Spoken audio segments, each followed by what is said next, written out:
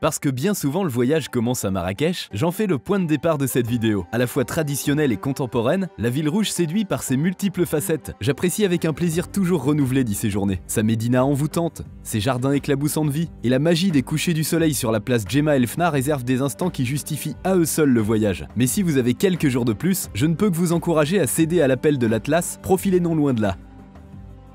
Allez, venez, je vous emmène bivouaquer dans l'immensité du désert d'Erkcheghaga. Les dunes à l'esthétique parfaite, les variations du soleil et les soirées rythmiques autour du feu de camp vous laissent dans un état complet d'abandon de vous-même. Vous comprenez alors pourquoi on dit que le désert est l'expérience d'une vie.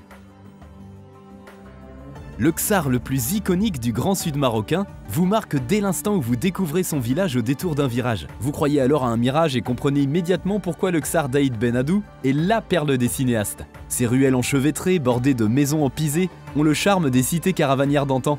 Elles vous mènent jusqu'au sommet de la forteresse où la vue s'ouvre sur la Palmeraie qui court jusqu'aux montagnes enneigées. Une image que vous n'êtes pas prêt d'oublier. Chefchaouen ne possède peut-être pas le faste de Fès ou l'effervescence de Marrakech, et pourtant, c'est le coup de cœur de nombreux voyageurs. À peine franchi les portes de la petite cité, et vous voilà instantanément happé par le charme de ses ruelles aux mille et une nuances de bleu. Non loin du village, les contreforts du Rif abritent de superbes sites de randonnée. Je vous conseille notamment les cascades d'Akchour et le pont de Dieu que vous atteindrez au cours d'une journée de marche relativement facile. Impossible de faire l'impasse sur la capitale spirituelle du royaume chérifien, d'autant plus quand on sait que Fès enferme la plus ancienne et la plus vaste médina du Maroc. Pas besoin de GPS pour vous repérer dans son labyrinthe de ruelles au charme médiéval. Les meilleurs guides ici sont l'essence, les rencontres, la curiosité et les effluves de la cuisine marocaine qui chatouillent les papilles à chaque détour.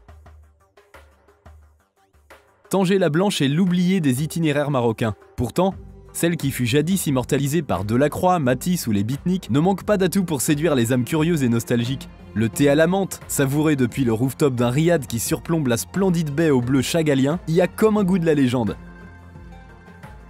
On poursuit avec Rabat, entré depuis peu dans le prestigieux club du patrimoine mondial de l'UNESCO. La secrète capitale du royaume est la seule ville impériale construite au bord de l'eau. Perchée sur la Casbah des Oudaya aux airs de Cyclades, vous oubliez le temps qui passe. Rabat, c'est aussi une médina authentique, une tour Hassan iconique et des vestiges archéologiques qui ont beaucoup d'histoires à raconter. Quand le soleil décline, embarquez sur le fleuve Bouregreg à bord d'une barque traditionnelle, grave de jolis souvenirs dans la mémoire.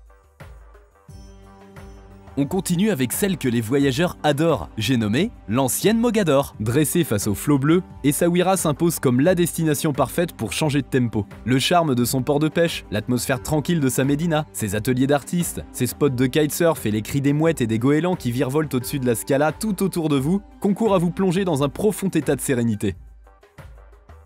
Paradis du trek, le parc national du Toubkal lance un appel à celles et ceux qui souhaitent en découdre avec les sommets de l'Atlas, coiffés de neiges éternelles. Pour gravir les 4167 mètres du mont Toubkal, je vous conseille de privilégier une boucle de 4 ou 5 jours minimum, plutôt que la voie classique en 2 jours. Ceci afin de vous acclimater en douceur à l'altitude. Inutile de vous dire qu'aucun superlatif n'est assez fort pour décrire la récompense qui vous attend tout là-haut. Et enfin, notre coup de cœur. C'est au terme d'une route vertigineuse que vous atteignez la vallée des Aïd Bougmez et son oasis de montagnes fertiles, perchée à 1800 mètres d'altitude. Lotie au pied des géants du Haut Atlas central, celle que l'on appelle la Vallée Heureuse n'a pas volé son nom. Ses panoramas époustouflants, ses villages empisés et ses sentiers de randonnée pédestres et muletiers rentrent bien souvent dans le cœur des voyageurs pour y séjourner à tout jamais.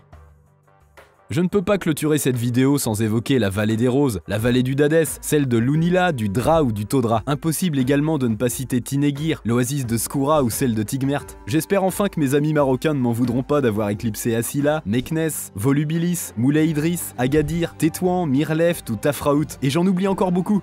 Bref, vous l'avez compris, faire un choix parmi la multitude de spots qui ont marqué mon souvenir au Maroc relève de l'impossible tant ce pays est grand, riche et diversifié. En attendant de vous retrouver sur le site partir.com ou sur les routes du Maroc, je vous dis à très bientôt pour de nouvelles vidéos.